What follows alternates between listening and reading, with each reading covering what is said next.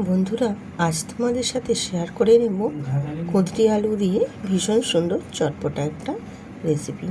যারা কুঁদরি খেতে পছন্দ করে না তারাও কিন্তু পছন্দ করবে। খুব ভালো লাগে এই কুঁদরি আলু দিয়ে এই চটপটা কুঁদরির রেসিপিটি। তো চলুন বেশি না দেরি করে রেসিপিটি আপনাদের সাথে শেয়ার করে নিই। আমি এখানে কুঁদরিগুলোকে চার টুকরো করে নিয়েছি আর আলুগুলোকেও লম্বা লম্বা করে কেটে নিয়েছি। কেটে ধুয়ে পরিষ্কার করে নিয়েছি। নমস্কার, ব্লগ সুইট রূপা চ্যানেলে আপনাদের সবাইকে স্বাগত জানাই। আমি রূপা আবারও চলে এসেছি প্রতিদিনের নেই আরেকটি সুন্দর রেসিপি নিয়ে। আজকে তোমাদের সাথে শেয়ার করে নেব কুঁদরি আলুর ভীষণ সুন্দর একটা চটপটা রেসিপি। তো তার জন্য আমি চলে এলাম একেবারে গ্যাসটা অন করে দিয়ে একটা কড়াই বসিয়ে দিয়েছি আর 1 টেবিল চামচ সর্ষের তেল দিয়েছি। এই রান্নাটাতে খুব বেশি কিন্তু তেলের প্রয়োজন হয় না। আর তেলটা গরম হয়ে আসলে আমি এই তেলের মধ্যেই দিয়ে দেবো 1/2 চামচ সাদা জিরে আর 1/2 চামচ কালো জিরে দিয়ে আমি একটু নাড়াচাড়া করে ভেজে নেব। যখন একটা সুন্দর স্মেল বেরিয়ে আসবে সেই পর্যায় পর্যন্ত একটু ভেজে নিয়ে তারপর আমি এর মধ্যে দিয়ে দেব আলু। আমি যে লম্বা লম্বা করে আলুগুলো কেটে নিয়েছিলাম সেই আলুগুলো এখানে ভেজে নেব। আর আলুগুলো ভেজে নেওয়ার জন্য আমি প্রথমে এখানে আলুটাই দিয়েছি আর আলুটা দেওয়ার পর একটু নাড়াচাড়া করে নিচ্ছি। আলুগুলো একটু জাস্ট নাড়াচাড়া করে নিয়ে এবারে আমি ওর মধ্যে দিয়ে দেব কুঁদরিগুলো। আলু আর কুঁদরি দুটোই আমি বেশ একটু নাড়াচাড়া করে তেলের মধ্যে ভেজে নেব। তাহলে কি বলো তো, বেশ একদম আলু কুঁদরিটা বেশ একটা কুঁদরির যে কাঁচা গন্ধ ভাব থাকে সেই গন্ধটা চলে যাবে আর একটু আলু আর কুঁদরি দুটোই বেশ একটু কষানো হয়ে যাবে।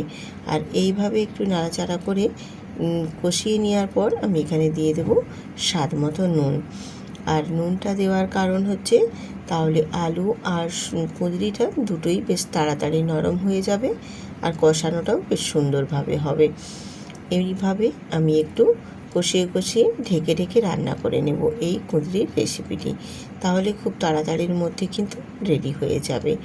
এবারে আমি এটাকে একটু ঢেকে দেব যাতে করে একটু তাড়াতাড়ি রান্নাটা হয়ে যায় এবং আলু আর কুঁদরিটা খুব তাড়াতাড়ি নরম হয়ে যায়। আর এখানে আমি একটা পেঁয়াজ নিয়েছি আর পেঁয়াজটাকে আমি চৌকো চৌকো করে কেটেছি। তাহলে এইরকমভাবে কাটলে পেঁয়াজগুলো খেতে কিন্তু বেশ ভালো লাগে। আর পেঁয়াজটা আমি তেলের মধ্যে একদম ভেজে নেব না, লাল লাল করে এইরকমভাবে কুঁদরি আলুর সাথে এরকম পরে দিয়ে কষিয়ে নেব। তাহলে কুঁদরির সাথে পেঁয়াজটাও বেশ একটা ভালো লাগবে খেতে। মুখে যখন পড়বে এরকম বড় বড় পেঁয়াজের টুকরো খেতে ভীষণ সুন্দর লাগবে। আর আমি এখানে দেখো একটা কাঁচা লঙ্কা দিচ্ছি। তো লঙ্কাগুলো ভীষণ ঝাল বলে আমি একটাই দিয়েছি, তোমরা চাইলে আর একটু পরিমাণে বাড়িয়ে নিতে পারো যদি ঝালটা খেতে পছন্দ করো। তো না হলেও অল্প ঝাল দিয়েও এই রান্নাটা কিন্তু বেশ ভালোই লাগে খেতে। এবারে একটু নাড়াচাড়া করে নিয়ে এখানে আমি গুঁড়ো মশলাগুলো অ্যাড করে দেব। গুঁড়ো মশলা হিসেবে আমি এখানে ব্যবহার করছি 1/2 চামচ হলুদের গুঁড়ো, 1/2 চামচ কাশ্মীরি লঙ্কার গুঁড়ো আর 1/2 চামচ দিয়েছি এখানে জিরের গুঁড়ো আর 1/2 চামচ দিয়েছি এখানে আদা বাটা।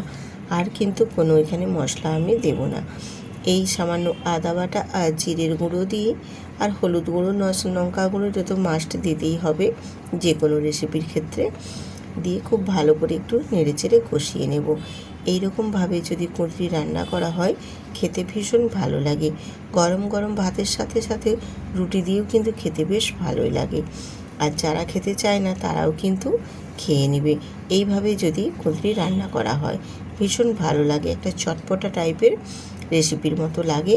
কুঁদরি অনেকেই নাক সিটকোই, কুঁদরি শুনলেই যেন মনে হয় না না না ভালো লাগে না, কিন্তু এইভাবে যদি একবার রান্না করা হয় খেতে ভীষণ সুন্দর লাগবে। আমি মশলাগুলো দিয়ে দেখো ভালো করে একটু কষিয়ে নেওয়ার পর একটু ঢেকে দিয়েছিলাম যাতে করে বেশ সুন্দর করে একদম কষানোটাও হয়ে যায় আর আদার যে একটা কাঁচা গন্ধ থাকে সেই গন্ধটাও চলে যায়। এই পর্যায়ে এখানে আমি সামান্য অল্প একটু জল দিয়ে বেশ ভালো মতো মশলাটাকে কষিয়ে নেব। একেবারে কুঁদরি আলুর সাথে মশলাটা যেন খুব ভালোভাবে একদম মাখো মাখো ভাব হয়ে বেশ কষিয়ে নেওয়া যায়। আর এইরকমভাবে একটু কষিয়ে ঢেকে রান্না করলে রান্নাটা কিন্তু খুব তাড়াতাড়ি হয়ে যায়। আর এইভাবে ঢেকে ঢেকে রান্না করলে মিনিমাম 70% মতো সেদ্ধ হয়ে যায় সবজিগুলো। এরপর আমি এখানে হাফ বাটি জল দিলাম, তাও একটু কমিয়ে নিয়েছি, কারণ আমি তো যেহেতু ঢেকে ঢেকে অনেকটাই পরিমাণে রান্না করে নিয়েছি, অনেকটাই সবজিগুলো সেদ্ধ হয়ে গেছে। আর যেইটুকু বাকি থাকবে সেইটুকু আমি এই জলের মধ্যে সেদ্ধ করে নেব। তো এবারে একটা ঢাকনা দিয়ে ঢেকে দেব 2 থেকে 3 মিনিটের জন্য রান্নাটা করে নেওয়ার জন্য। আর আমি 3 মিনিট পর ফিরে এসে ঢাকাটা খুলে নিয়েছি। আর অনেকটা পরিমাণে দেখো জলটাও কমে গেছে, সবজিগুলো বেশ সুন্দর মতো সেদ্ধ হয়ে গেছে। ঠিক এইভাবে সবজির আর কুঁদরি আর আলুর রান্নাটা করে নিতে হবে। আলুগুলো দেখো বেশ সুন্দরভাবে কিন্তু সেদ্ধ হয়ে গেছে, আমি তোমাদের কেটেও একটা দেখিয়ে দিচ্ছি। এইভাবে যদি রান্না করা হয় রান্নাটা খুব তাড়াতাড়িও হবে আর খুব ভালো মতো কিন্তু সবজিগুলো সেদ্ধ হয়ে যাবে। আর বাকি যে অংশটা আছে, মানে যে জলটা আছে, এই জলটাও আমি কিন্তু আর একটু শুকনো শুকনো করে মেরে নেব। এই যে জলটা দেখছেন, এই জলটা কিন্তু আর একটু শুকনো শুকনো করে আমি কষিয়ে নেব। তার জন্য আবারও একটু ঢাকা দিয়ে দিয়েছিলাম আরও 1 মিনিট মতো। দিয়ে এবারে আমি ঢাকনাটা খুলে আবার একটু নাড়াচাড়া করে দিচ্ছি। আর এখানে যেহেতু এই রেসিপিটা একটু চটপটা টাইপের করছি, তার জন্য এখানে 2-3টে আলু আমি একটু খুন্তি বা ক্যাচুলার দিয়ে আমি একটু চেপে দিচ্ছি, তাহলে আলুগুলো বেশ একটু মাঠো মাঠো হবে আর তরকারিটাও গ্রেভি গ্রেভি ভাব একটা আসবে, বেশ একদম গামাখা গামাঠা টাইপের। এইভাবে কুঁদরিটার রান্নাটা আমি পুরো কমপ্লিট করে নেব। আর একটু নাড়াচাড়া করে মিশিয়ে নিচ্ছি দেখো। আর যদি তোমরা এখানে অনেকে একটু চিনি খেতে পছন্দ করে, তারা কিন্তু একটু চিনি দিয়ে দিতে পারো। আমার রান্নাটা পুরো কমপ্লিট হয়ে গেছে, আমি গ্যাসটা অফ করে নামিয়ে নিচ্ছি।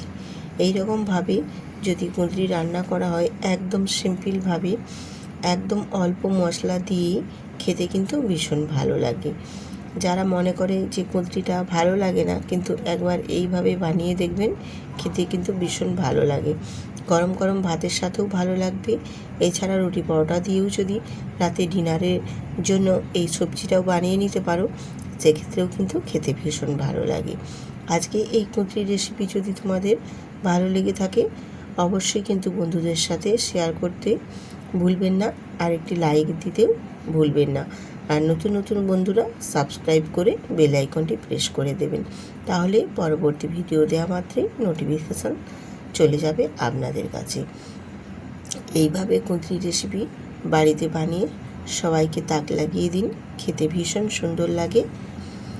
আবারও আসবো এইরকম আরও নিত্য নতুন অনেক সুন্দর সুন্দর রেসিপি নিয়ে। ততক্ষণ সবাই সুস্থ থাকুন, ভালো থাকুন। আজ এইখানেই